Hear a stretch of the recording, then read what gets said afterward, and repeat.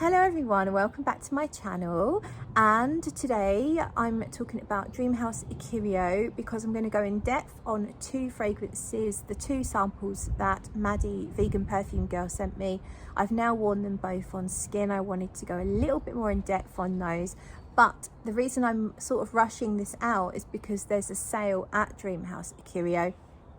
Vincent from the brand owner, he got in touch after I posted that video and has said that there's a sale and it's basically buy one get one free, which is quite amazing. So I am participating in the sale. I have made a purchase. I'm going to be telling you what I've purchased at the end of this video. The details of the sale are that you would place one bottle into your basket, and then when you check out, you mention in the comments the other bottle that you want for free. You also get to choose a sample from two Halloween fragrances that are not yet released. There's one called In the Mood, M-O-U-D, so as in it's an oud fragrance, and one called I Have Bought You Flowers, which I just watched a video the other day. Lulu did a live stream and I Have Bought You Flowers she had a sample of, and it sounds amazing. So spoiler alert, I'm definitely going for that sample. So yeah, amazing sale. I had to get on it and I had to share it with you. Let's get into these two fragrances. Bees and Butterflies, that was this sample here. I have it here, and to me this is a powdery, fairly sweet, gentle, soft, whimsical, fluffy, musky, sort of fruity floral. It has peach, but to me, I generally don't like peach, and this, I don't know that I would necessarily pick up peach, but I can kind of imagine the skin of peach, imagine the colour of a peach, the fluffy skin of a peach, and that beautiful pinky sort of colour. I totally get that. Honeysuckle for sure. It really does smell like honeyed florals, but everything's so smooth and so fluffy and light and delicate that it's all just this big fluffy cloud of prettiness. It's a clean fragrance. I don't get any animalics from, sometimes honey could be animalic, sometimes flowers, especially white flowers, can be animalic. I don't get animalics. I don't get anything challenging here, so if you like something that's got a more of a challenging part to it, I don't really find that here. This is pure innocence. This is innocence. It's sweetness and light. It's fluffy and it's beautiful. On my skin, it lasted at least 8 hours, and I had a light projection. These are not, the two fragrances I'm talking about are not particularly heavy, big projectors, room fillers, but really, really pretty. So did I buy this or not? You'll find out later. And then the next one I just wanted to talk a bit more about was White Rabbit. So I have that. There's a sample. This one I find a lot more complex. Some elements might be a little challenging to some people. I get some leather from it, which is not a listed note. There is labdanum listed. Let me tell you the notes. Datura, vanilla, amber, bergamot, pear, jasmine, orange, labdanum. For me, this one has a lot of twists and turns. It's really interesting. It's sweet, similar level of sweetness to Bees and Butterflies, but there's some elements that make it feel less sweet. So I get a soil note. It's not listed, but later on in the dry down I get a little touch of earthy soil, which makes me think of the rabbit hole, obviously White Rabbit.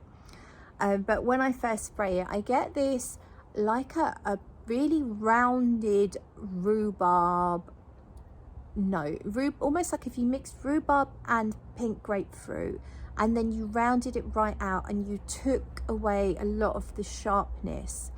So like a rhubarb and custard sweet, hard-boiled sweet, if you know what those are like. So it's kind of like sweet and smooth and yeah, not that sharp. That's not obviously a listed note. Maybe I've forgotten what datura is. I'm really bad. I was going to look it up, so I haven't done all my homework. Sorry, naughty me. There's some vanilla. There's an amber note. The amber is not a big heavy amber if you think of those typical amber fragrances out there.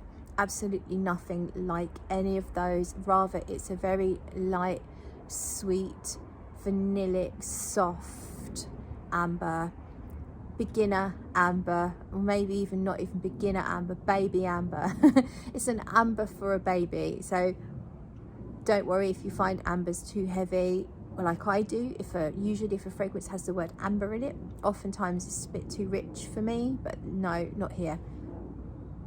So it's lightly fruity with what I get, that rhubarb and custard sweet smell. I do get the pear in here. I think when I was first smelling it without the notes, I got a pear drop note. So again, think of a hard-boiled sweet. And there's orange. Yeah, I can kind of see it, but it's not obvious. Basically, everything is again, it's subtle, it's nicely blended. You'll pick out certain things, but they're very delicate and they're not as you might expect. Kind of like Alice's Journey into Wonderland. They're not as a note in another perfume might present itself, but you can see that they're there. So for me, I get this, after it's been on my skin a little while, just a really subtle hint of a very refined leather, which makes me think of the white glove from the Alice in Wonderland White Rabbit thing, you know, story. But it keeps that slightly rhubarby thing, and then I start to get a little hint, a really subtle hint, like someone took a pinch of soil, really dry soil, and just sprinkled it into the mix. It stays reasonably sweet all the way through. It gently changes, notes come and go. It's really a fascinating fragrance. I think it's, yeah, I'm not going to call it a masterpiece. I don't know it well enough, but I do think it's an excellently articulated fragrance, in particularly with the name, the White Rabbit. I just think it really fits. It does take you on a journey, and yeah, I'm really impressed with both of these perfumes. So now let's get on to what did I buy. Did I buy Bees and Butterflies? Do you think I bought Bees and Butterflies? Comment below. I did not. I decided to try something different because I'm quite confident I'm gonna like a lot of these perfumes. So I went for one called Beija Flor. Beija Flor means flower kisser in, I think it's Brazilian, and that's the name they give to their hummingbirds. So there's a little story behind it. I won't go into that now. The notes are honeysuckle, jasmine, milk and coconut. Apparently it is a bit similar to Bees and Butterflies, so that's why I decided to go for that one, because I'm pretty confident I'm going to really like it. It sounds beautiful. Sarah Mays absolutely loves Beija Flor as well, so all the reviews I've seen everywhere, it looks like it's going to be amazing, so I went for that. Now that's definitely my wheelhouse in terms of the note listing. Although coconut, sometimes I don't really like coconut that takes over in a perfume, because it does remind me of cheap products that I used to buy when I was on a very low budget. Coconut hair, I used to have this coconut hair spraying leave-in conditioner. It was really strong smelling and I loved it at the time, but it was like £2 and I can't help it. I'm a snob. It makes me think of cheap products. So I'm really hoping the coconut is very subtle and smooth and doesn't remind me of those products I used to use when I was younger. But apart from that, that's the one I've gone for. And then the one I've asked for as my free bottle is called Anne Wynne. And this is a real, what do we call it? This is not the kind of note listing that I would feel safe blind buying. I really don't know how this is going to go for me, but I just wanted to try something different. And this one has notes of passion fruit, passion flower, white chocolate, musk and ambergris. So I don't even know what passion flower smells like. I used to have them at my old house, and I remember trying to smell them and not really smelling much from them. Maybe the one that I had just didn't have a scent. Passion fruit, I'm wondering if it might be a little sharp and acidic, and how will that go with white chocolate? It almost makes you think that wouldn't work. But I really wanted to try it, so I've bought it, and I'm pretty sure it will be wonderful and nothing like I imagine. But that's what I've gone for. And let me know if you're going to partake in the sale. Obviously, you know, I don't advocate generally blind buying, and I don't advocate spending if you don't have the budget for it. So be sensible, you're all adults.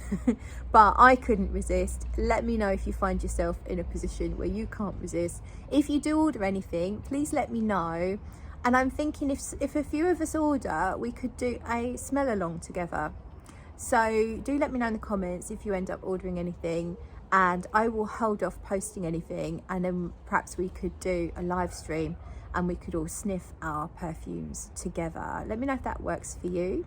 That's it then. Thank you so much for watching. If you like the video, you know what to do, all of that stuff. And you can support me on Ko-fi if you like as well. The description will be in the link below, and you know, you can reverse that sentence and it will make more sense. That's it from me. Bye.